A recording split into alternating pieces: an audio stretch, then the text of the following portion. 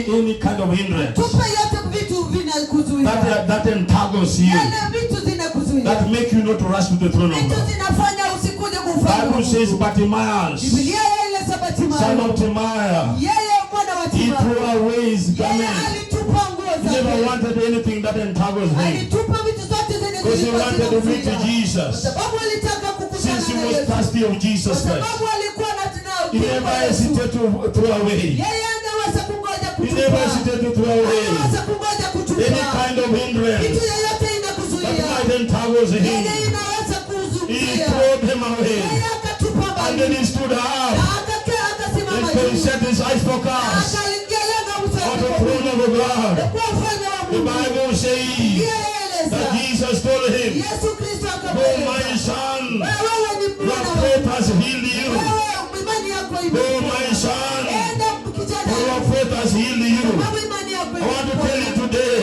Nataka kukueleza your eyes is set on the throne of yako God. imelipwa kwa ufalme. Our faith, because it's the author, Hata kwa sababu yeye ndio is the Baba. perfect of your faith, Yeye ndio mwanzo wako. and he is your author. Yeye ndio Baba. Even today, Yeye ndio mwanzo wako. Bible says Biblia that is eleza Alpha and Omega, yeye ndio mwanzo tena is mwisho. first and last, Yeye ndio mwanzo is the tena beginning mwisho. and the end, Yeye ndio mwanzo is tena mwisho. Jesus Christ, Yeye ni Yesu who Kristo. said on Calvary cross Yule mwenye amesema that it is karibu. finished. Kwa sababu It yameisha. is finished. Yameisha. It is finished. Yameisha. It is finished.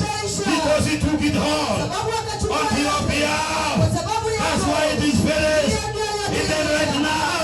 Sasa. It is finished. Yameisha. It is right now. Sasa. Your problem is finished. Yako yameisha. Your sickness is finished. Yako yameisha. Your difficulty is finished. Unakuja kwa Your Yesu. sorrows are finished. Hautuzuia. If the problem is finished, all circumstances, it is finished today. Yote yameisha Jesus leo. will take it all. Yesu